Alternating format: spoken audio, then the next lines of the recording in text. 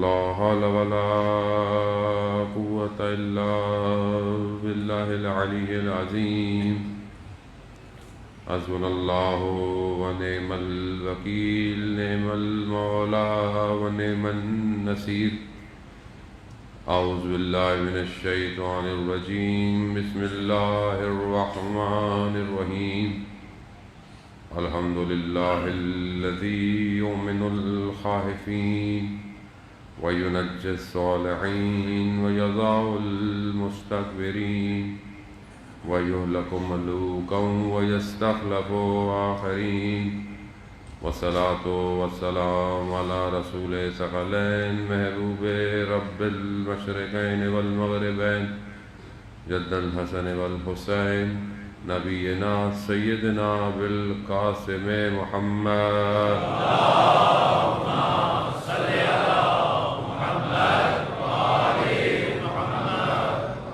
وآله الطيبين الطاهرين المعصومين لا سيما بقية الله في الأرضين روحي وأرواحنا لتراب مقدم الفداء ولعنة الله على أعدائهم أجمعين بسم الله الرحمن الرحيم رب اشرح لي صدري ويسر لي أمري واحلل عقدة من لساني يفقهوا قولي أما بعد فقد قال رسول الله صلى الله عليه وآله وسلم افضل الاعمال امتی انتظار الفرج صلوات بھیج محمد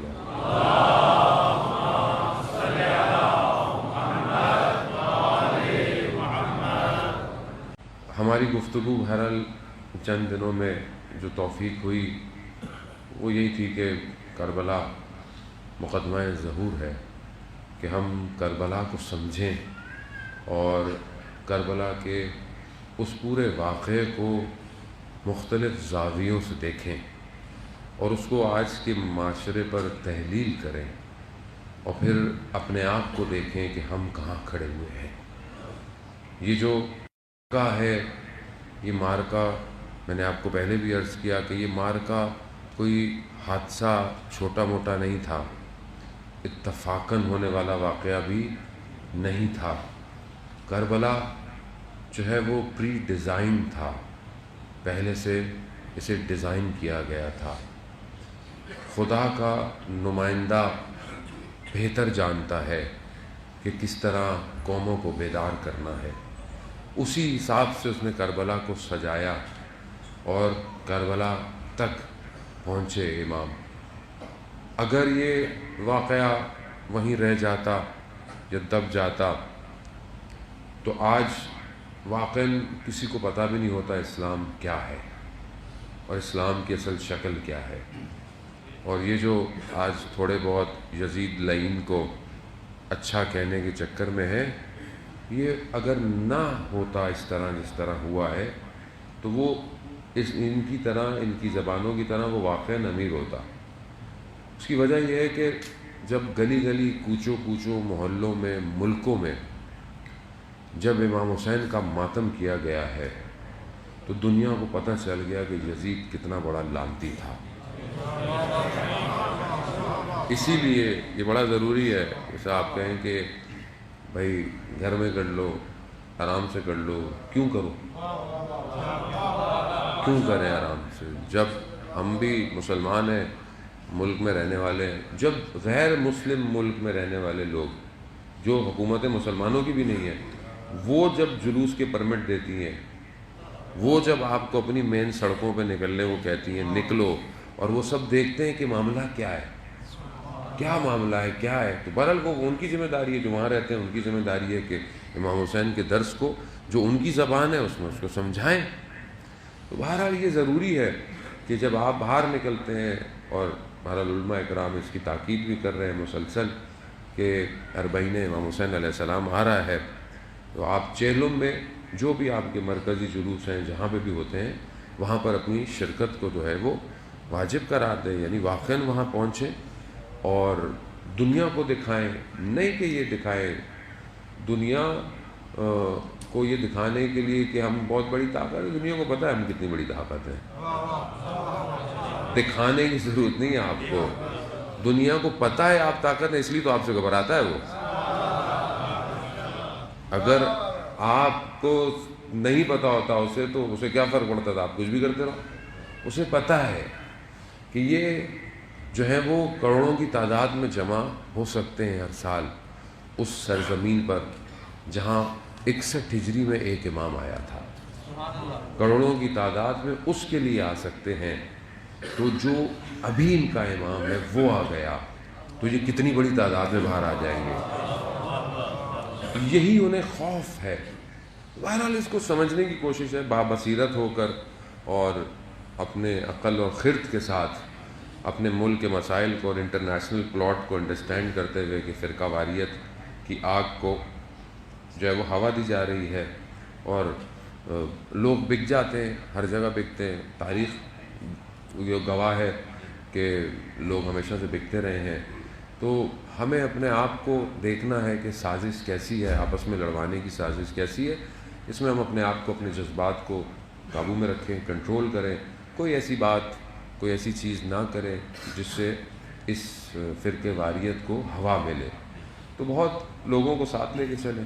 ظاہر ہے صحابی رسول بھی ہیں امام حسین، اہل بیت بھی ہیں، تو تعظیم صحابہ کی بھی ریلی ہے اور تعظیم اہل بیت کی بھی ریلی ہے. تو آپ سب کو دعوت دیں، آپ سارے مسلمانوں کو دعوت دیں. بھائی صحابی رسول ہیں، آئیے.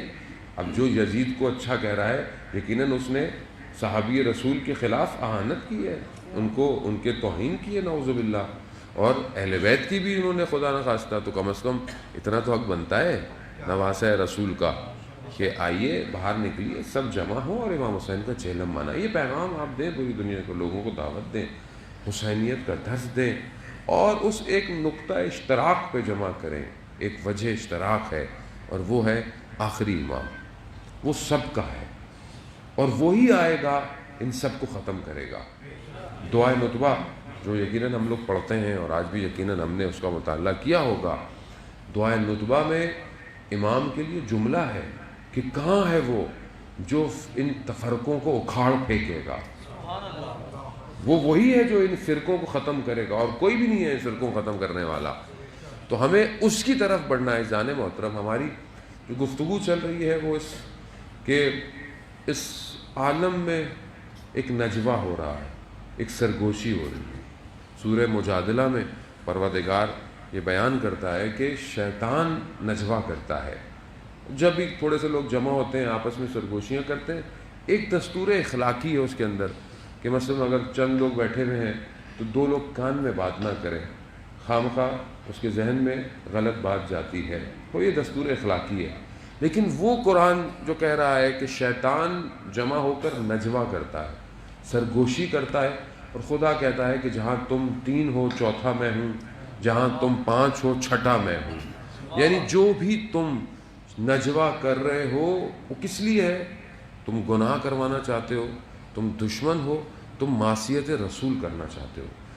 اب یہ جو قرآن کی آیتیں نازل ہوئی عزیزان محترم، ہمیں توجہ کرنی چاہیے. اہل علم جو بھی ہیں، اہل سنت ہوں، جتنے بھی لوگ ہیں، قرآن جب یہ اس وقت کہہ رہا ہے تو کوئی تو ہے نا جو رسول کے خلاف نجوہ کر رہا ہے. بھئی کس کے لیے بات ہو رہی ہے؟ قرآن کس کے لیے بات کر رہا ہے کہ یہ نجوہ کر رہے ہیں، یہ پیچھے پلاننگ کر رہے ہیں، سرگوشی کر رہے ہیں. قرآن واضح کہہ رہا ہے جب سامنے آتے ہیں آپ کی تعریف کرتے ہیں، لیکن جب پیچھے ہوتے ہیں تو آپ کے خلاف یہ نجوہ کر رہے ہیں، سرگوشی. لیکن کرنے دو، خدا کو سب پتہ ہے یہ کیا کر رہے ہیں. کیوں؟ کیونکہ شیطان جتنا بھی طاقتور ہو جائے اس کے علم سے باہر تو نہیں ہو سکتا. جتنی بھی اپنی طاقت اور حکومت کو بنا لے اس کی حکومت سے باہر تو نہیں ہو سکتا. تو جب تک خدا نے ڈھیل دی ہوئی ہے کر لو، لیکن جب پکڑ ہوگی تو پھر خدا پکڑ لے گا. تو یہ گھبرانے کی بات نہیں ہے کہ دشمن اس ٹائم نجوہ کر رہا ہے. اگلا حصہ کیا ہے کہ مومنین بھی نجوہ کرتے ہیں، یعنی مومنین بھی جو ہے وہ سرگوشی کرتے ہیں. اب اس زمانے میں یہ ہوتا تھا کہ ہر کوئی آتا تھا کہ رسول خدا سے کہ مجھے آپ سے بات کرنی ہے، تو رسول کے کان میں بات کر دیتا. تو قرآن نے آیت بھیج دی. قرآن نے آیت بھیج دی. کیا بھیج دی؟ کہ اب اگر رسول سے نجوہ کرنا ہے تو صدقہ دو. پہلے صدقہ دو پھر نجوہ کرو. اب بہرحال وہ تو رسول ہے, اب خدا جانتا ہے رسول کو کس اس میں رکھنا ہے, خدا کا نمائندہ ہے, خدا کی مرضی. یقیناً ہو سکتا ہے خامخواہ کے سوال پوچھتے ہوں یا پتہ نہیں کچھ اور پوچھتے ہوں, یا بہرحال رسول کا وقت, رسول ہے, رحمۃ اللہ عالمین ہے, کائنات کا وقت, سب کچھ ہوگا, وہ کتنا امپورٹنٹ ہوگا. بہرحال وہ اپنے معاملے جو بھی ہیں, لیکن جو دل چاہے آتا ہوگا, کان میں بات کر لیتا ہوگا. تو کہا نہیں, نجوہ کرنا ہے, صدقہ دے کے آؤ. تاریخ ہے, روایات ہے, کوئی بھی نہیں آیا سوائے علی ابن ابی طالب کے, کوئی نہیں آیا. کسی نے صدقہ ہی نہیں دیا کسی نے, اور صرف مولا نے صدقہ دیا اور نجوہ کیا. اور وہ جو نجوہ ہے وہ ہے سب جو رسول نے علی کو بتا دیا. وہ ابھی اس کے باطن میں بہت کچھ ہے, شاید میں پہنچ نہیں پاؤں گا وہاں تک اپنی گفتگو کو لے کے. عزیزان محترم, وہ بھی قرآن کے دستورات ہیں, یہ سادی سی میں ترجمہ کر رہا ہوں, کوئی اس میں کوئی بڑی بات نہیں ہے, آپ سب ماشاء اللہ اہل علم ہے. لیکن قرآن یہ بھی کہہ رہا ہے سورہ مجادلہ میں کہ تم نجوہ کرتے ہوئے خیال رکھو کہ وہ جو شیطان کا نجوہ ہے نا, یہ مومنین کے اندر بھی سرایت کرے گا. یعنی وہ جو پلاننگ کرے گا ادھر, وہ اس پلاننگ کو تمہارے درمیان بھی لائے گا. وہ کہا ہے کہ تم بچنا کہ شیطان کا نجوہ نہ ہو, یعنی تم کہیں اس کی اس پلاننگ کے حصے میں شامل نہ ہو جانا. تو اس کا مطلب ہے کہ اس وقت بھی مومنین کو یہ سمجھایا گیا, یہ ریڈ لائٹ دی گئی. اس کا مطلب ہے کہ کوئی پلاننگ چل رہی ہے بیک اینڈ پہ. اچھا, یہ پلاننگ کیا ہے؟ رسول کے مقابلے میں آنا ہے, دشمن قرار دینا ہے. یعنی فقہ کے مقابلے میں فقہ لاؤ, اخلاق کے مقابلے میں اخلاق لاؤ, اعتقاد کے مقابلے میں اعتقاد لاؤ. یہ بہت بڑی پلاننگ ہے, یہ چھوٹی پلاننگ نہیں تھی, یہ پوری تھی. کیوں؟ کیونکہ رسول کے مقابلے میں آنا ہے. حد جو ہے حدود نظام الہی ہے نا, ان حدوں کو توڑنا ہے. کیسے توڑیں؟ اب دشمن تو اعلان بولتا ہے کہ بھئی میں آپ سے دشمنی کر رہا ہوں, میں آپ کو دشمن, آؤ لڑو, جان چھڑاؤ, ختم. نہیں, یہ سرگوشیاں کرتے ہیں, یہ پلاننگ کرتے ہیں, سامنے آتے ہیں, آپ کی تعریف کرتے ہیں, پیچھے یہ پلاننگ کر رہے ہیں. اب اس کو اگر آج آپ زمانے میں دیکھیں, کہ آج اپنے زمانے میں دیکھیں, آج آپ کے زمانے میں یہ نجوہ ہو رہا ہے, یہ پلاننگ ہو رہی ہے, یہ پلاننگیں کر رہے ہیں. کس کے مقابلے میں؟ اسلام کے مقابلے میں. اسلام کیا ہے؟ رسول خدا لے کر آئے. یعنی آج بھی جو رسول کے مقابلے میں, چاہے وہ ایک فردی گناہ کروا رہا ہو, چاہے وہ اجتماعی گناہ کرا رہا ہو, یا ایک امت مسلمہ کے مقابلے میں جتنا بھی کام کر رہا ہے, یہ رسول کے مقابلے میں نجوہ ہے. آج بھی یہ نجوہ ہو رہا ہے, اور یہ بیٹھ کر نجوہ کرتے ہیں, پلاننگ کرتے ہیں, اس کے بعد یہ نیچے, اور یہ مومنین میں بھیج رہے ہیں. اور ہم کیا کر رہے ہیں؟ ہم اس نجوے کا شکار ہو رہے ہیں. یہ جو کچھ بھی ہو رہا ہے, چاہے مسلمانوں کو آپس میں لڑاؤ, چاہے فرقوں کو آپس میں لڑواؤ, چاہے قوموں کو آپس میں لڑواؤ, اصل دشمن اسلام سے ہے, ان کو آپ سے نہیں ہے. یہ اوپر سے دیکھتے ہیں, ان کو کوئی نہیں فرق پڑتا, سنی مر رہا ہے, شیعہ مر رہا ہے, انہیں کوئی فرق نہیں پڑتا ہے نا, آپ دونوں مرو, آپس میں مرو, لڑو مرو, انہیں کوئی فرق نہیں پڑتا. امام خمینی کا مشہور جملہ کہ تم ہاتھ باندھنے اور ہاتھ کھولنے میں لڑ رہے ہو, وہ تمہارے ہاتھ کاٹنے میں لگا ہوا ہے. سمجھے ہی نہیں, کیونکہ جو اصل اسلام کا نمائندہ ہے وہی صحیح پیغام دیتا ہے, باقی تو سب اپنی اپنی دکانوں میں لگے ہوئے سارے. وہ اوپر سے لگا ہوا ہے, دشمنی کر رہا ہے. پھر آپ نیچے اتریں, اور آپ آپس میں مومنین آپس میں اختلاف رکھتے ہیں, الگ الگ, کوئی یہ ہے, کوئی وہ ہے, کوئی فلانا ہے, کوئی فلانا ہے, کتنے ہمارے اندر بھی ماشاءاللہ. لیکن جو دشمن ہے وہ کیا بولتا ہے؟ شیعہ کافر. اس کو یہ نہیں پتا کہ ماتمی ہے, نمازی ہے, انجمن ہے, ٹرسٹ ہے, مولوی ہے, نہیں, وہ شیعہ. اور شیعہ آپس میں, اس کا مطلب اس کا نجوہ یہاں بھی آیا ہوا ہے. یعنی اس کا بہت بڑا نجوہ ہے, یہ اس نے پلاننگ کی ہے, سرائیت کی ہے, خاموشی سے بیٹھ کر, اور اس کو نیچے تک لے کر آیا ہے. اور ہم اس کو سمجھ ہی نہیں پا رہے ہیں کہ ہمارے ساتھ ہو کیا رہا ہے. جبکہ اتنا بڑا کام ہے عزیزانو، اس کے علاوہ کوئی اور جگہ نہیں ہے جو آپ کو یہ ساری باتیں بتائے گا. دنیا کی کوئی university, Harvard university, Oxford university آپ کو یہ نہیں بتائے گی کہ امام تک پہنچنا کیسے ہے. یہی درسگاہ کربلا ہے جو آپ کو وہاں لے کے جائے گی. یہ اب اسی کو انہوں نے بولا اس سسٹم کو بھی خراب کرو. کیسے خراب کرو؟ لے کر آئے، بٹھاؤ، شکلیں بدلو، پہلے ایسی شکلیں پھر ویسی شکلیں، پھر ہمیں بھی بنا کے بٹھا دیے لوگوں کو، چلو یہ بھی بنا دو. اب آپ کو خود دیکھنا ہے کہ یہ جو نجوہ ہے یہ شیطان کا ہے یا الہی نجوہ ہے. یہ آپ کو خود سمجھنا پڑے گا جانے. مطلب اب آپ کو ہر شخص کو ایک ایک انگلی پکڑ کے تھوڑی لے کے جا سکتا ہے آدمی.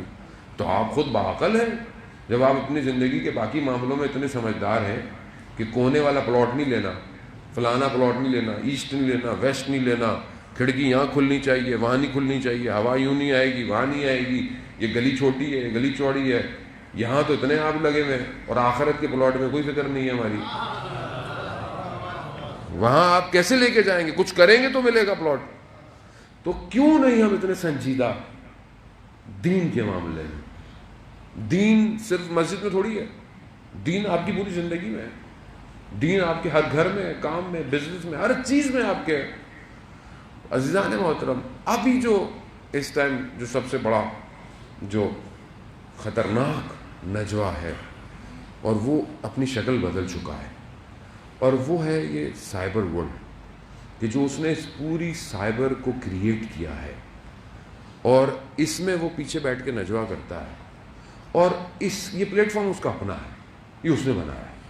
اس پر وہ ڈالتا ہے، چاہے وہ خبروں ہوں، چاہے وہ نیوز ہو، چاہے وہ انٹرٹینمنٹ ہو، کچھ بھی ہے، یہ سب اس کا نجوہ ہے.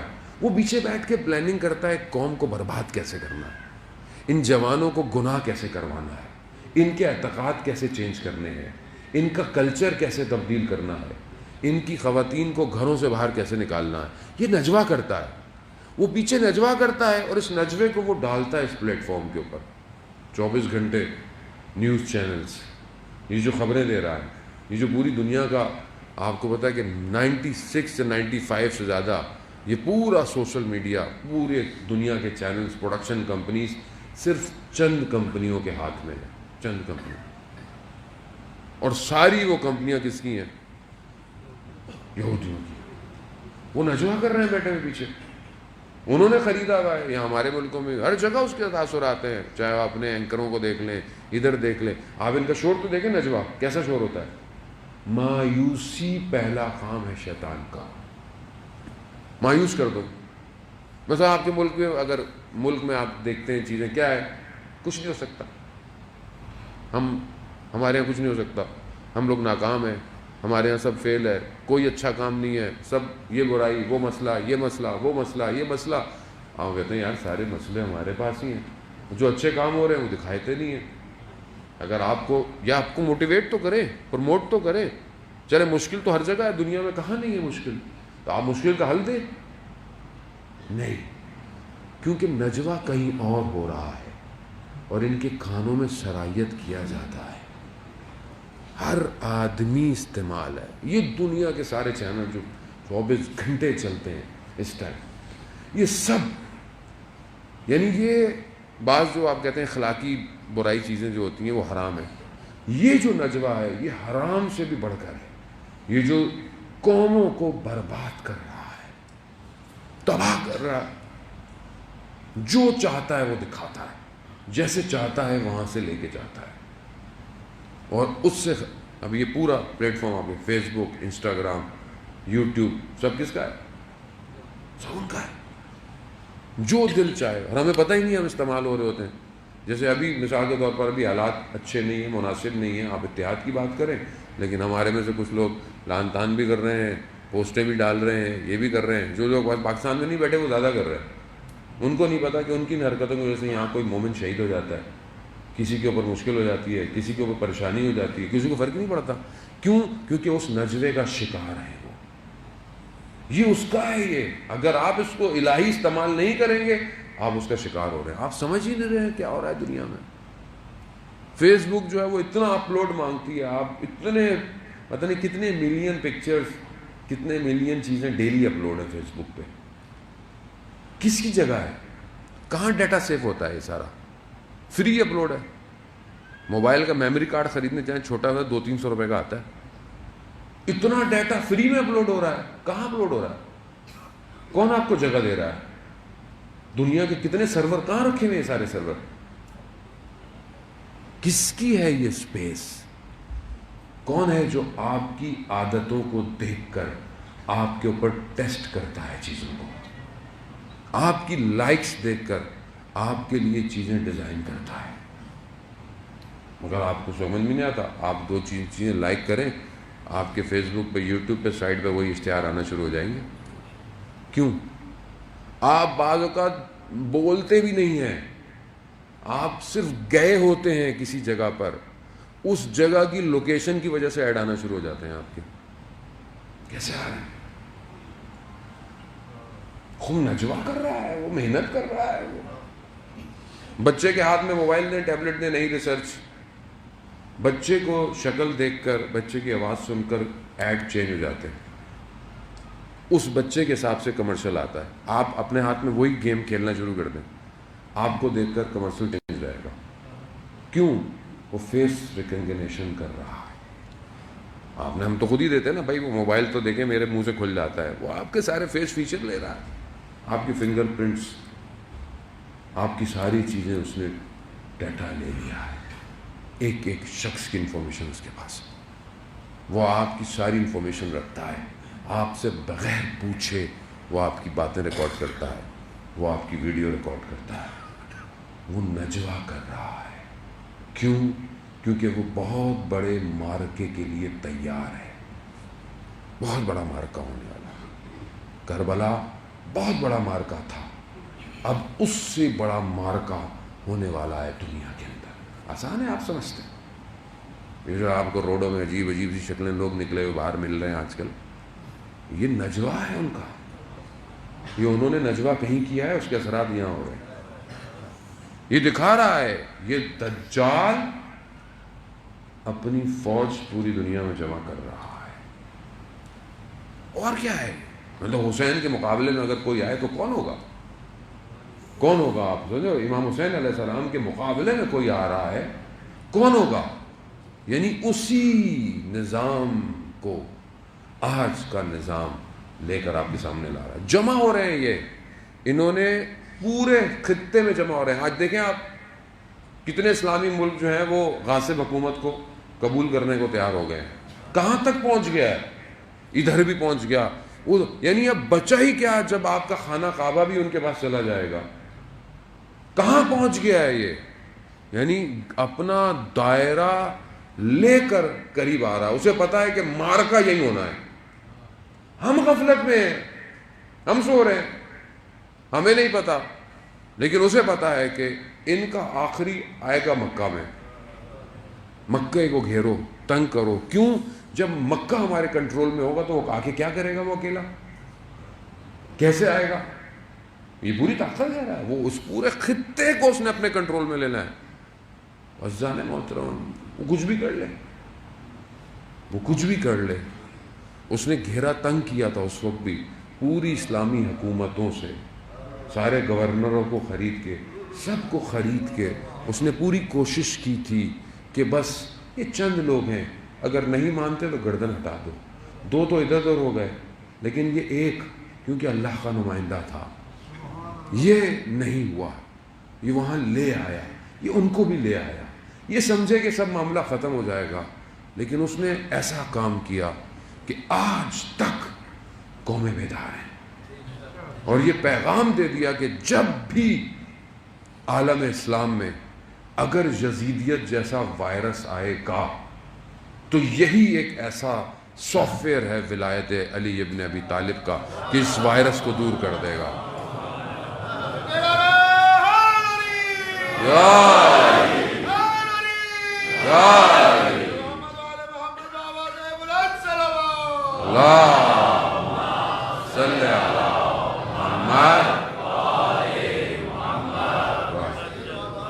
یہی ہے عزیزان محترم. یہ جہاں بھی ہوگا یہ پوری کوشش کر رہا ہے پوری دنیا میں اس وائرس کو پھیلایا جائے، نفرتوں کے، فرقوں کے، فرعونیت کا، نمرودیت کا، شدادیت، قارونیت، پیسے سے، دولت سے، سوشلزم سے، کیپٹلزم سے، ہر چیز سے پھیلا دو، دنیا کو جکڑ لو اپنے قبضے میں، ہر طرح کے جو جہاں خریدتا ہے، بکتا ہے، ٹوٹتا ہے، توڑ دو، اور اس پوری دنیا کو ایک ہی وائرس میں مبتلا کر دو۔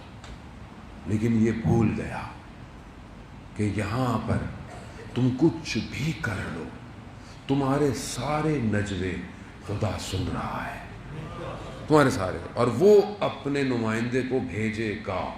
کیوں؟ کیونکہ اس نے وعدہ کیا ہے اور وہ اپنے وعدے سے پیچھے نہیں ہٹتا۔ اِنَّ حِزْبَ اللَّهِ هُمُ الْغَالِبُونَ، اللہ ہی کا گروہ ہے جو غالب آ کر رہے گا۔ اللہ اکبر۔ اب وہ پوری طاقت میں آ رہے ہیں، مدینہ پہنچ جاؤ، مکہ پہنچ جاؤ، اس کو ہم گھیرے میں لے لیں گے، یہ کہاں آئے گا، امام کہاں آئے گا؟ عزیزان محترم، بہرحال اس کو سمجھنے کی ضرورت ہے، اور اس نجوے کو، اس پوری دنیا کی پلاننگ کو سمجھیں۔ آنکھیں بند کرنے سے آپ کہیں کہ کبوتر آنکھیں بند کر کے بیٹھ جائے، بلی اس کو کچھ نہیں کرے گی، تو یہ ہماری غلطی ہے۔ ہم اگر اپنی زندگیوں میں، ہمیں اس سے کیا فرق پڑتا ہے، مولانا دنیا میں ہوتا رہے جو ہوتا رہے، ہمیں اس سے کیا؟ وہ مومن ہی نہیں جسے اپنے امیر کا انتظار نہ ہو۔ مومن کیسے ہو سکتا ہے کہ جب وہ آخری نمائندہ منتظر ہے، آپ کیسے اس کے بغیر چل رہے ہیں، کیسے اس کے بغیر رہ رہے ہیں؟ کیوں نہیں آ رہا وہ؟ اصل ہدف وہی ہے، کائنات کا اس ٹائم مقصد وہی ہے، وہی یوسف زہرا ہے، اسی کو آنا ہے۔ اور کب تک دنیا ظلم برداشت کرتے رہیں گے ہم لوگ؟ کب تک ہمارے آگے یہ ساری طاقتیں سر اٹھاتی رہیں گی؟ ایک دن تو ان کی گردنوں کو چکانا پڑے گا۔ جو سمجھ جائے بسم اللہ، جو نہیں سمجھے وہ مقابلے میں آئے گا۔ جنگ تو ہوگی، پیار محبت نہیں ہوگا۔ جانے محترم ہم سمجھیں کہ ظہور ہوگا تو آپ کو مٹھائیاں ملیں گی، نہیں، ظہور ہوگا تو آپ کو دھیان دینا پڑے گا، مشکلات ہوں گی۔ کربلا بتا رہی ہے کہ یہ وادی عشق ہے، اس میں شاید جلنا پڑے، اس میں شاید کٹنا پڑے، لیکن داخل ہونا پڑے گا۔ تو ایک مارکا تو ہوگا، اور اس مارکے میں اتنی چھان بین ہونی ہے کہ بڑے بڑے گریں گے، بڑے بڑے گریں گے۔ اور یہ روایات بھی یہ کہتی ہیں تمہیں اتنا اٹھا پٹھا جائے گا، اتنا تمہیں غر بغال کیا جائے گا، جو تم میں سے خالص ہوگا وہی بچ جائے گا، بچ جائے گا۔ یہ آسان نہیں ہے جانے محترم، یہاں دو چیزوں کی بہت شدید ضرورت ہے عملی۔ ایک انفرادی، یعنی آپ کی انفرادی عبادت، آپ کا انفرادی رابطہ پروردگار سے، اور دوسرا آپ کا اجتماعی کردار، کہ معاشرے میں آپ کا کردار کیسا ہے۔ یہ دونوں چیزیں اگر ہوں گی تو آپ پر امام تک پہنچیں گے۔ نہیں پہنچ سکتے آپ بولے میں نمازیں بہت اچھی پڑھتا ہوں، مصلی میں بہت اچھا ہوں، معاشرے میں میرا کوئی کردار نہیں ہے، امام کو ایسا شخص نہیں چاہیے، آؤٹ۔ کیوں؟ جو اپنے معاشرے کو صحیح نہیں کر سکتا وہ امام کی حکومت میں کیا کرے گا؟ اور اگر اپنی عبادتوں میں صحیح نہیں ہے، اپنے تنہائی میں، خلوت میں، سجدوں میں، تو کیسے امام کے مقابلے میں کھڑا رہے گا؟ ان طوفانوں کو کیسے روکے گا جو آ رہے ہیں؟ تو یہاں پر بہت ضروری ہے کہ وہ جو روایات ہے امام محمد باقر علیہ السلام، اللہم صلی علی محمد وآل، وہ روایت جو کہ بہرحال امام جہاں توصیف کر رہے ہیں، صفات بتا رہے ہیں ان کی، کہ جو امام تک پہنچیں گے کہ وہ اشارہ کریں گے، درخت اپنی جگہ چھوڑ دیں گے اور وہ قدم بڑھائیں گے تو ان کا اگلا قدم مدینہ میں ہوگا، یعنی ان کی صفات ہیں یہ۔ اور ایک عالم دین جب ان کو بیان کر رہے تھے تو وہ یہ کہتے ہیں، اس کے نیچے انہوں نے ضمیمہ لکھا، اگر تم ان صفات کو پہلے تو اپنے اطراف میں ڈھونڈو کہ کس میں یہ صفات پائی جاتی ہیں، اور اگر تمہیں کوئی نہ ملے تو ان صفات کو اپنے اندر ایجاد کرو، ایجاد کرو اپنے آپ کو۔ کیوں اتنا کمزور ہے؟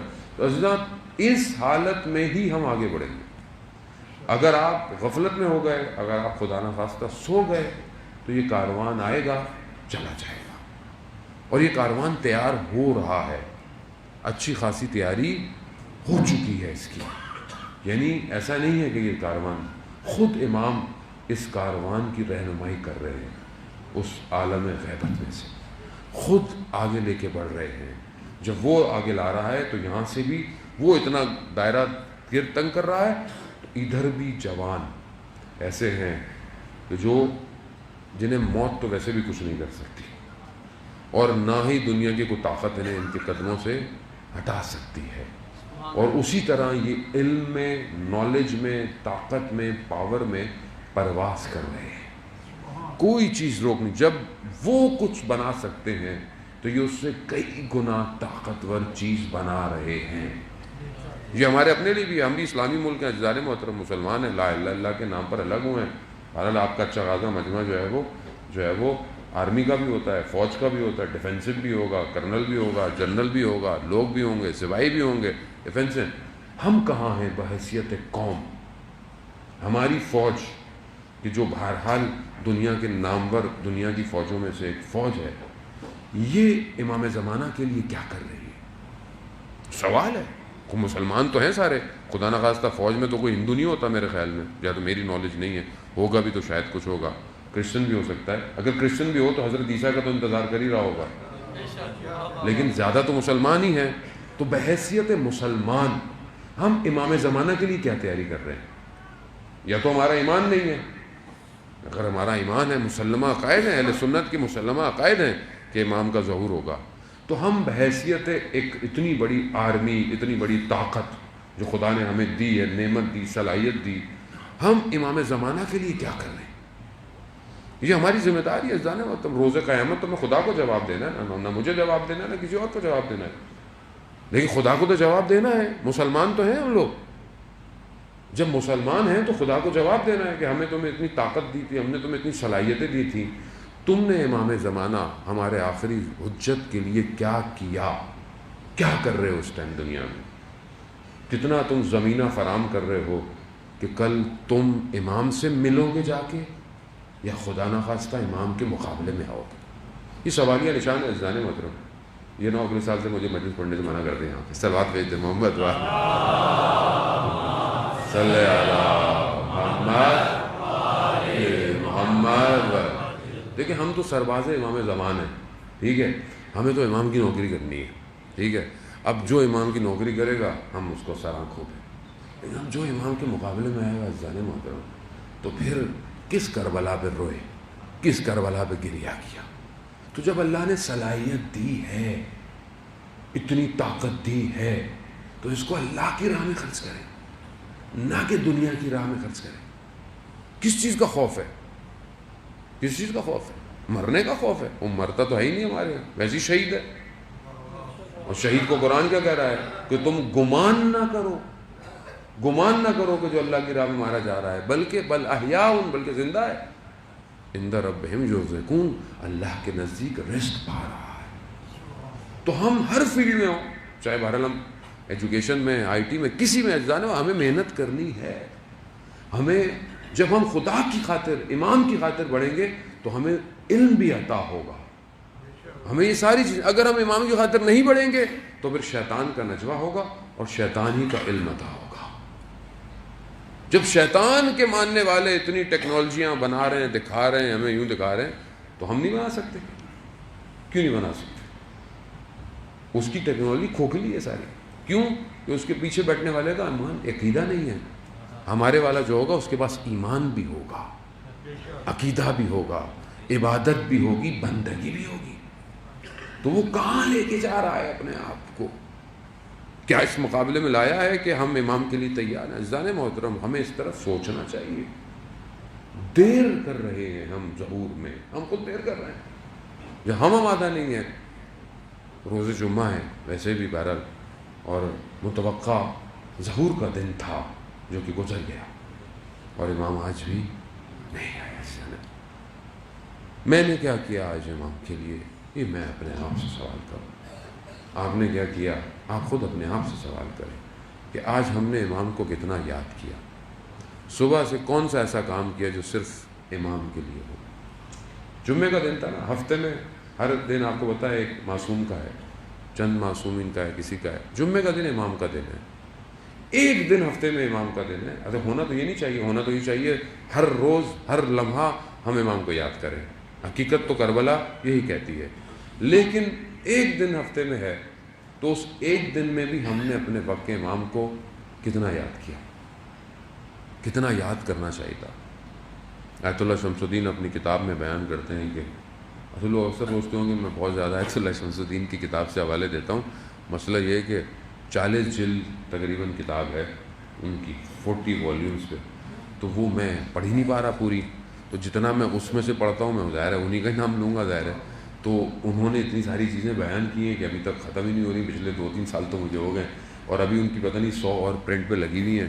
وہ آ جائیں گی تو پتہ نہیں کتنا اور پڑھنا پڑے جائے گا, کیونکہ بہرحال انہوں نے بہت محنت کی. آیت اللہ شمس الدین آیت اللہ عظمہ بہجت کے شاگرد ہیں خاص, اور مبلغ ہیں, اور تبلیغ میں جو جہاں جہاں وہ گئے, جو مطالعہ کیا, جو انہوں نے بولا, جو انہوں نے سنا دیکھا, خود بھی عالم دین تھے, والد بھی بہت بڑی شخصیت تھے, علماؤں کے ساتھ بیٹھے, وہ سب انہوں نے قلم بند کیا ہے, وہ سب انہوں نے. تو ظاہر ہے اب اتنی ساری چیزیں پڑھنے سے بہتر ہے کہ ایک ہی والیوم 30-40 جلدوں کا والیوم ہے, آپ اس میں سے چیزیں آپ کو ایزیلی مل جاتی ہیں. وہ بیان کرتے ہیں کہ شخص تھا نجف میں اور مریض تھا, مرض ایسا تھا, اور اس مرض اور فقر یعنی غربت بھی تھی, اور اس کی وجہ سے اس کو کوئی رشتہ بھی نہیں دیتا تھا. تو بڑا تنگ آ گیا. اس نے بولا, اس نے سنا ہوا تھا علماء سے کہ 40 ہفتے مسجد سیلا میں, جو نجف سے کوفہ کے پاس ہے, مسجد کوفہ سے تھوڑا سا فاصلے پہ ہے مسجد سیلا, جو مشہور بھی ہے امام وقت کے امام سے, کہ یہاں پہ 40 ہفتے عمل کرو تو امام سے ملاقات ہو جائے گی. اس نے بھی ایسے ہی کیا. آخری ہفتہ آیا, اس کی جو بیماری تھی سینے پہ, اس کی وجہ سے نا خون اس کا نکلا, تو اس کے بدن پہ خون لگ گیا, تو یہ اندر نہیں جا سکا مسجد کے, باہر ہی بیٹھ گیا. اس نے دیکھا کہ مسجد میں تو اندھیرا ہے, کوئی ہے ہی نہیں. اب 40واں ہفتہ ہے, اب مایوس بھی بیچارہ ہو گیا کہ ابھی تو کوئی خبر ہی نہیں ہوئی, نہ امام آئے نہ کچھ ہوا. بیٹھ گیا, تو اپنے ساتھ کعوہ لے کے آیا ہوا تھا, رات تھی, ٹھنڈ بھی تھی. تو اس نے وہ روشن کیا کہ میں اس کو گرم کر کے پیوں, تو دیکھا ایک شخص چلتا ہوا آ رہا ہے. تو اس نے دل میں بولا کہ فلانے قبیلے کا ہوگا, کوئی ادھر کا ادھر کا جو قبیلہ ہے. کہہ رہا ہے میرے پاس تو اب ایک ہی کپ ہے, اب اس کو بھی پلانا پڑ جائے گا مجھے. تو خیر وہ شخص آ گیا قریب. تو اس نے پوچھا فلانے قبیلے سے ہو؟ فلانے قبیلے, سارے قبیلوں کو جانتا تھا. تو اس شخص نے بولا کہ نہیں, میں کسی قبیلے سے نہیں. تو اس شخص نے کہا کہ تم میرے ساتھ مذاق کر رہے ہو, یعنی کیسے ہو سکتا ہے کسی کو؟ بولا تو اس سے کیا, چھوڑو. کہہ رہا ہے خود کیسے چھوڑو؟ کہہ رہا اچھا تم یہاں کیا کر رہے ہو؟ کہا مطلب میں آپ کو کیوں بتاؤں میں یہاں کیا کر رہا ہوں, کس وجہ سے میں. کہتا ہے اگر بتاؤ تو کوئی نقصان بھی نہیں ہوگا. تو کہا اس شخص نے میرے سے اس طرح بات کی, اس کے اخلاق سے میں مرعوب ہو گیا, تو اس کو میں پھر اپنی بات بتانے لگ گیا, اور یہ ساری باتیں کرتا کہ یہ مسئلہ ہے. ابھی کہتا میں اس سے پہلے کہ اپنی کو ساری مشکلات بتاتا, اس شخص نے خود ہی مجھے کہا کہ تمہاری بیماری ٹھیک ہو جائے گی, تمہاری شادی بھی ہو جائے گی, لیکن یہ جو فقر ہے نا, غربت, یہ رہے گی تمہارے پاس.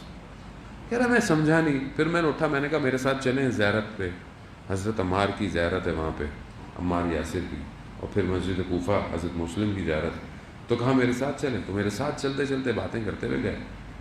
حضرت عمار کے روزے میں جب 2 رکعت نماز پڑھی میں نے, تو میں نے دیکھا اس شخص نے بھی نماز پڑھی. جیسی نماز شروع ہوئی تو نور اتنا تھا, اور اس نور نے مجھے عجیب سا کر دیا. میں متوجہ ہوا کہ یہ شخص کون ہے, یہ تو وہی ہے جس کا میں انتظار کر رہا تھا. جیسے ہی متوجہ ہوا نور چلا گیا, نور چلا گیا.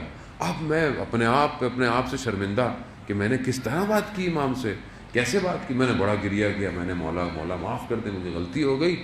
اور دیکھیں آپ نے کہا تھا کہ حضرت مسلم کی زیارت تک چلیں گے, تو دوبارہ حضرت مسلم کی زیارت تک تو میرے ساتھ آ جائیں. کہتا ہے میں مسجد کوفہ میں گیا تو میں نے دیکھا کہ وہ نور دوبارہ آیا, اور مسجد کوفہ گیا اور حضرت مسلم کی زیارت کی.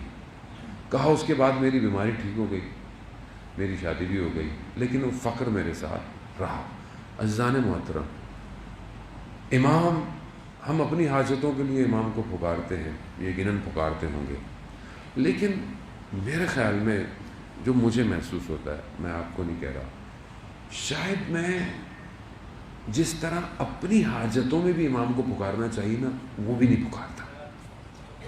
مجھے محسوس ہوتا ہے, یعنی میں اگر کسی مشکل میں گرفتار ہوتا ہوں, چاہے مشکل مالی ہو, چاہے بیماری ہو, چاہے روحی مشکل ہو. ابھی ہمیں تو لگتا ہے نا صرف مالی مشکل ہے, بیماری مشکل ہے, بدن یہی ہے, لیکن اس سے بڑھ کر مشکل روح کی مشکل ہوتی ہے. یعنی روح گرفتار ہے، کسی گناہ میں گرفتار ہے، کسی چیز کا شکار ہے، ذہنی چیز کا شکار ہے، مشکلات ہیں، انسان ڈپریشن میں ہے، بہت 100 چیزیں ہو سکتی ہیں. کیا میں نے اپنے امام کو پکارا صدق کے دل سے کہ مولا مجھ سے نماز شب میں اٹھا نہیں جاتا، مولا کرم کیجیے، اپنی تہجد کی نماز میں میرے لیے دعا کریں مولا. کبھی میں نے اپنے امام کو ایسی گفتگو کی؟ کبھی میں نے پکارا کہ مولا کہ میرا کیا ہوگا، زندگی میری گزرتی جا رہی ہے اور میں آپ کو دیکھ نہیں پا رہا. عزیزان محترم، دعائیں نطبہ پڑھیں، ترجمہ پڑھیں. عربی اگر اس طرح نہیں آتی ہے ترجمہ پڑھیں، دیکھیں تو صحیح کہاں ہے وہ کہ جو زمین اور آسمان کے متصل ہونے کا سبب ہے. کہاں ہے وہ جو طٰہٰ کا بیٹا ہے، یاسین کا بیٹا ہے، کہاں ہے وہ؟ کہاں ہے وہ؟ امام کس کو کہتے ہیں؟ امام وہ ہے کہ جو خود اصل میں عالم کا نور امام ہے، پورے عالم کا جو نور ہے اسے امام کہتے ہیں. یہ نور مجھ سے دور کیوں ہے؟ کیوں نہیں یہ آنکھیں دیکھتی عزیزن الیہ کہ میں ساری مخلوق کو تو دیکھتا ہوں مگر میں آپ کو نہیں دیکھتا مولا. میں کیسے پہنچوں گا؟ میں کیسے؟ عزیزان محترم، اتنا دنیا مادیت، اتنا پریشر ہے انسان کے اوپر کہ اسے امام سے توڑنا ہے کسی بھی طریقے، سب امام سے دور کرنے کے لیے. غفلت میں نہ آئے. دشمن جانتا ہے کہ یہ ایک ہی شخص ہے جو بشریت کو نجات دے گا، پوری دنیا کو نجات دے گا، ایک ہی شخص، اسی سے دور کر دو. لیکن وہاں میری بھی تو ذمہ داری بنتی ہے کہ میں تڑپوں تو صحیح امام کے لیے، کریا تو کروں امام کے لیے، روؤں امام کے لیے. مولا کب، کیسے ملیں گے، کب میں آپ کو دیکھوں گا؟ اور میری تنہائی، میری خلوت میں اپنے امام کو یاد کرتا ہوں، سونے سے پہلے بات کرتا ہوں، اٹھ کے یاد کرتا ہوں. دن گزر گیا، ہفتہ گزر گیا، مولا نہیں ہے. کبھی میری آنکھیں تڑپیں دروازے کی طرف کھڑی ہوئی کہ میرے گھر میں بھی کبھی کوئی آئے. عزیزان محترم، میری بیٹی نے مجھے کہا کہ ایک فریم رکھ دیں، خالی فریم ہو. میں نے کہا اس پہ کچھ لکھ دیتا ہوں، انا بقیت اللہ یا مطلب منتظر. کہا نہیں، کچھ بھی نہیں لکھیں، صرف فریم رکھیں، اور ہم جب بھی اس فریم کو دیکھیں گے تو ہمیں یاد آئے گا کہ ایک شخص کی تصویر ہمارے گھر میں کم ہے، کم ہے. کچھ رکھیں ایسا امام یاد آئے. کہیں تو آپ محسوس کریں نا کہ آپ کی زندگی میں کمی ہے. جب آپ کو یہ کمی محسوس ہی نہیں ہوگی تو امام کہاں آئے گا، کہاں آئے گا؟ وہ تو استاد دانشمند کا واقعہ کل شاید میں اسلام آباد میں پڑھا کہ وہ ایک جوان دیکھتا ہے اپنے گھر کی بیل بجی، اس نے تصویر میں دیکھا، کیمرے میں دیکھا کہ ایک سبز جو ہے وہ قبا پہنے ہوئے. کہا کون؟ کہا مہدی ہوں. کہا مولا؟ کہا ہاں. کہا مولا 2 منٹ دیجیے گا، میں ابھی دروازہ کھولتا ہوں. کہا اپنے گھر کی چیزیں سمیٹی اور جیسے ہی باہر نکلا تو دیکھا امام گلی کے کونے پر اور آنکھوں میں آنسو ہیں اور آسمان میں خدا کی طرف متوجہ ہو کے کہنے پروردگار گواہ رہنا میں نے ان سب کے دروازے کھٹکھٹائے تھے، مگر کوئی کہتا ہے 5 منٹ بعد، کوئی کہتا ہے 3 منٹ بعد، میرے لیے تیار نہیں ہے. ایک عالم دین تھے، ساری زندگی امام زمانہ پہ مجلس پڑھتے رہے. ایک جگہ مجلس پڑھ رہے تھے تو دیکھا ایک اچھی ادھیر عمر کے لوگ، 40 50 سال 70 سال 45 سال کے لوگ بیٹھے ہوئے ہیں، کم از کم 40 سال کے تو لوگ. تو انہوں نے کہا کہ آپ نے اگر، ظاہر جس زمانے میں جس جگہ کی وہ بات کر رہے تھے وہاں ویسے ہی ہوگا، کہ آپ نے اپنے گھر میں اگر مرغیاں پالی بھی ہوں، آپ نے حیات میں صحن میں مرغیاں پالی بھی ہوں، اور آپ اپنے گھر آئیں اور آپ کی مرغیاں نہ ہوں تو آپ کیا کریں گے؟ کہا باہر جائیں گے، دروازے پہ دیکھیں کہیں باہر تو نہیں نکلی، باہر نہ ہو کہاں جائیں گے؟ کہا گلی کے کونے پہ جائیں گے. کہا گلی کے کونے پہ نہ ہو تو کہا بازار تک جائیں گے، کہیں وہاں تو نہیں چلی گئی. کہا مرغیوں کی قیمت کتنی ہے کہ ایک دن کھو جائیں تو آپ اتنا ڈھونڈتے ہیں اور وہ 1100 سال سے نہیں آیا، آپ نے ایک دفعہ نہیں ڈھونڈا اسے. یعنی خود انسان اپنے اوپر گریا کرے. یعنی جب ہم بھی گم گئے تھے ہم بھی کیا چیز تھی. ہر شخص بہرحال کسی نہ کسی وجہ سے جاتا ہے. میں تو اسی وجہ سے گیا تھا کہ میں نے روایت سنی تھی کہ جو کالے پرچم ہے نا وہ کم سے نکلے. اسی لالچ میں کم گیا تھا کہ جب وہ کالے پرچم امام کے لیے اٹھے شاید میں وہی ہوں. اور وہی سنا تھا کہ شاید کم کی گلیوں میں کہیں امام نظر آ جائے. لیکن وہاں جا کے کھو گیا اور امام کو نہیں ڈھونڈا. عزیزان وطن کیسے پہنچے کربلا, کیسے پہنچے؟ زیارت ناہیہ میں کس طرح وقت کا امام کربلا کے واقعے کو ترسیم کر رہا ہے. میرا سلام ہو اس چہرے پر جو خاک پر رکھا رہا.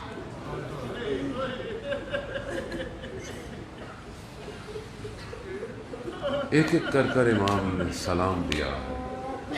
ہاں دادا بیان ہوتا ہے کہ وقت کے امام کو بھی جو غم ہے نا سب سے زیادہ, وہ اپنی پھوپھی کا غم ہے. یقیناً یہ غم کوچہ و بازار کا غم ہے. ہاں بڑا گریہ کیا آپ نے, اور یہ ایام ویسے بھی اسارت کے ایام ہیں. عزیزان محترم اس پورے واقعے میں جو انہوں نے روز عاشورہ بھی جو سختیاں مشکلات دیکھیں وہ تو دیکھیں, لیکن ایک بچی ایسی ہے جو روز عاشورہ بھی مشکلات دیکھتی رہی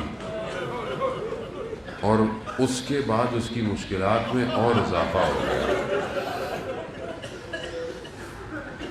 یہ جو بچی ہے نا اس بچی کی اور اس بچی کی دادی میں کچھ چیزیں ایک جیسی ہیں. وہاں بھی دروازہ جلایا گیا, یہاں بھی دامن جل گیا. اللہ بڑا سخت ہوتا ہے میرے لیے بھی پڑھنا. استاد فاطمی نے یہاں بیان کرتے تھے کہ یہ بعض مصیبتیں ایسی ہیں اسے اتنا نہ پڑھا کریں. ایک تو خود سید ہو, سخت ہے. اپنی ماں کی مصائب پڑھنا بڑا سخت ہے. یا امام زمانہ جمعے کا دن ہے, یہ سب آپ کے منتظر ہیں, ہم سب آپ کے منتظر ہیں. مولا ہماری اس مجلس میں ایک نگاہ کیجیے. آپ کی جد کا واسطہ آپ کو مولا, ہم خطا کار ہیں مولا, کب تک انتظار کریں گے؟ آپ کی نگاہ ہوگی تو ہم ایک دن میں تیار ہو جائیں گے. ہاں زاداران محترم کیا ہے, یہاں وہاں بھی آگ لگی, یہاں بھی آگ لگی. بس اگلا جملہ برداشت ہو سکے تو مجھے معاف کیجیے گا, سادات معاف کیجیے گا. وہاں بھی تماچے لگے,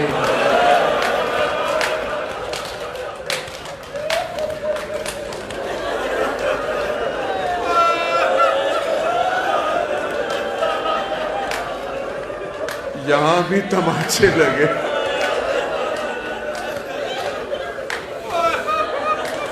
وہاں بھی باپ کے غم میں رونے نہ دیا, یہاں بھی باپ کے غم میں رونے نہ دیا. اللہ اکبر, بڑی مماثلت ہے نا دونوں میں. اللہ اکبر. اللہ دستور پرانا تھا, کربلا میں کوئی نیا کام نہیں ہوا ہے. جو مدینہ میں ہوا وہی کربلا میں ہوا. ہاں زاداران محترم روز عاشورہ علماء بیان کرتے ہیں کہ جیسے یہ رخصت ہوا ہے نا, مولا رخصت ہوئے نا اپنی بہن سے, تو بعض مقاتل کہتے ہیں بیٹی سے بھی رخصتی لی ہے.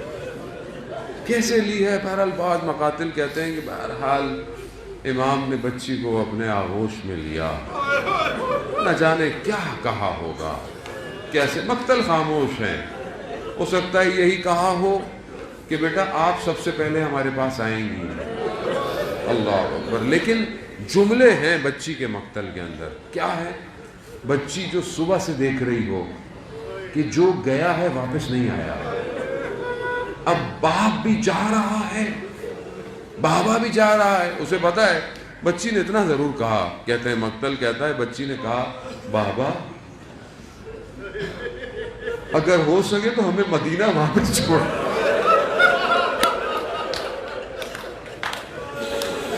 کیوں؟ بچی جانتی تو کوئی ہے ہی نہیں، نہ علی اکبر ہے نہ عباس ہے، کون ہے؟ مولا کہتے ہیں بیٹا اب ممکن نہیں ہے، اب اجازت نہیں ہے، وقت نہیں رہا اب. ہاں زاداران تم مولا گئے، میں نہیں پڑھوں گا مولا کس طرح گئے، کیا ہوا مولا کے ساتھ، یہ آپ سنتے رہتے ہیں. صرف اتنا پڑھوں گا، باپ کے جنازے پر بیٹیاں زینت ہوتی ہیں، بس اتنا پڑھوں گا. جب وہ سب ہو گیا جو ظلم ہو سکتا تھا ہو گیا، تو بچی جب آ کر اپنے بابا کے بدن سے لپٹی ہے نا، تو پیار سے نہیں ہٹایا انہوں نے تازیانے مارے، انہوں نے تماچے مارے، بچی کو جدا کر دیا. ہاں دادان محترم، شام غریبہ آ گئی. اب میری بیوی بچوں کو جمع کر رہی ہے، دیکھا ایک بچی نہیں. کہاں ہے بچی؟ دیکھا مقتل، مقتل اندھیرا، مقتل میں سر بریدہ لاشیں، نہ کسی کو بدن کا پتہ نہ کسی کا پتہ. لیکن جب دیکھا بچی ایک سر بریدہ بدن پہ سو رہی ہے، پوچھا بیٹی بیٹی کیا کرے؟ کہا بابا کے سینے پہ سو رہی. کہا آپ کو کیسے پتا یہ آپ کے بابا کا سینہ ہے؟ یہ یاد رکھیے گا، بس ایک جملہ اگر آپ کو دوبارہ ذہن میں رہے تو یہ جملہ یاد رکھیے گا، بچی رات کے اندھیرے میں بابا کے سینے پہ سو گئی، یہ بچی یاد رکھیے گا. کہا بیٹا آپ کو پتا کیسے چلا؟ کہا میں تو بابا بابا کر رہی تھی. ہاتھ بلند ہوئے، الیہ الیہ. بے آخری دفعہ سونا ہے نا، اب نہیں ملے گا سکینہ، اب آپ نہ جانے کیسے گزریں گی، اب سینے پہ علی اصغر سوئے گا. وقت گزر گیا. روز عاشورہ گزرنے کے بعد 11 محرم کو، بس میں زیادہ وقت نہیں لوں گا، کچھ مراحل تک آپ کو لے کے جانا ہے. اصل پھر زندگی رہی نہ رہی، ہمت ہوئی نہ ہوئی، غم حسین تو رہے گا، ہم رہے نہ رہے. پھر خدا نے توفیق دی تو خود خدا کرے کہ یہ بچی ہماری شفاعت کروائے اپنے جد و اجداد سے. بچی گزری. 11 محرم کو جب کاروان کو گزارا نا، تو میں نے آپ کی خدمت میں پہلے عرض کیا تھا نا کہ اس بدن کی حالت ایسی تھی کہ سید سجاد برداشت نہ کر پائے. بی بی زینب نے اپنے آپ کو گرا دیا اس بدن کو کہ جس پر نیزوں کے نشان ہیں، جس پر کچھ باقی نہیں ہے، سر بریدہ ہے، کٹی ہوئی رگوں پہ خاک کربلا کی اٹی ہوئی ہے. اب اس بدن کو جس پر رات کو سوئی تھی، جب دن میں اس کو دیکھا نا تو کہا پھوپھی جان یہ کس کا بدن ہے؟ غربت امام حسین، یعنی بچی اپنے بابا کو پہچان نہ پائی. ہاں زاداران محترم، وقت گزرتا گیا. جہاں جہاں یہ بچی جاتی تھی، جب بھی یہ سر اٹھاتی تھی تو نیزے میں بابا کا سر، آنکھوں سے آنسو، نہ جانے کس حسرت سے، لب خاموش، کس طرح اپنے بابا کو دیکھتی ہوگی، کیا کہنا چاہتی ہوگی، کیا کہے بابا سے. بابا یہ کیا ہے؟ سب سمیٹ رہی ہے، یہ سارے رستے کے غم، یہ مشکلات، ان باتوں کو جمع کرتی ہوئی یہی بچی شام کے زندان پہنچی. اب جب پہنچی نا تو اب اس سے برداشت نہیں.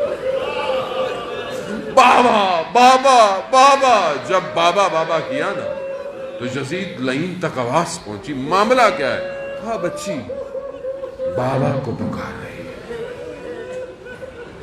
عزیزان موت، عزاداران موت، اس کو شاید وہ سمجھ سکیں جن کی اپنی چھوٹی بچیاں ہیں. محسوس کرنے والی بات، بہت سی چیزیں محسوس کیا جا سکتا، بیان نہیں کر سکتا. چھوٹی بچیاں جو ہوتی ہیں نا، جب آپ گھر سے نکلتے ہیں نا تو آپ کے لپک جاتی ہیں، جانتی ہیں روز جائے گا روز آئے گا، پھر بھی پوچھتی ہیں بابا کب آؤ گے، بابا میرے لیے لائے کیا ہو. بچی ہے نا، چھوٹی بچیاں ایسی ہوتی ہیں. اب جب بچی نے بابا بابا کیا نا تو اب بچے جب روتے ہیں، گریہ کرتے ہیں، تو آپ کیا دیتے ہیں کہ کچھ ایسا دیا جائے کہ دل بہل جائے. اب یہاں کیا آیا؟ تشت، یہاں تشت آیا، کپڑا ہٹا، کیا دیکھا؟ سر بریدہ، بالوں میں خاک، چہرے پہ زخموں کے نشان، ہونٹوں پہ خون کے نشان. یہ بچی کو دیا گیا، کوئی اس کو بیان نہیں کر سکتا اس کیفیت کو جو اس بچی کی تھی. لیکن مقتل اتنا کہتا ہے، بچی نے سر کو اٹھایا، خود جھکی، لبوں کو لبوں سے لگایا.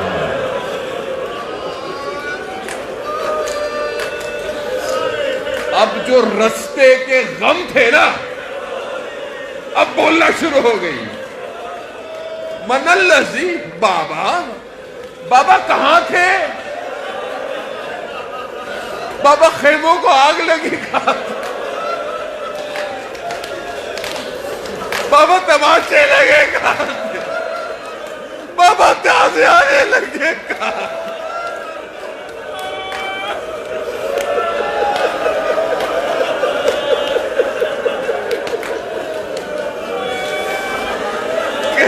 کہتے ایک شاعر کہتا ہے بچی کی زبان میں کہ بچی نے بابا سے یہ کہا ہوگا. شاعر کا تخیل ہے.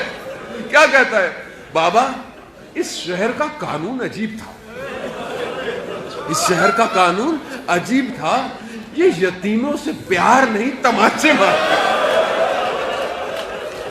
بس آخری جملہ عزادارہ محترم جب یاد آئے تو گریہ کیجئے گا. آپ سے التماس سے دعا، پھر زندگی رہی تو پھر جان میں طاقت ہوئی. بچی کہتی ہے، بابا اگر یہ مجھ سے کہتے نا تو میں گوشوارے خود دے دیتی. مگر انہوں نے یہ کہتے کہتے خاموشی ہو گئی. بی بی زینب سمجھی ہوں گی، بچی سو گئی. اب آگے کیا دیکھا؟ ایک طرف سر، ایک طرف سکینہ. انا للہ و انا الیہ راجعون. ہائے غربت امام سجاد، اسی جلے ہوئے کرتے میں شام کا زندہ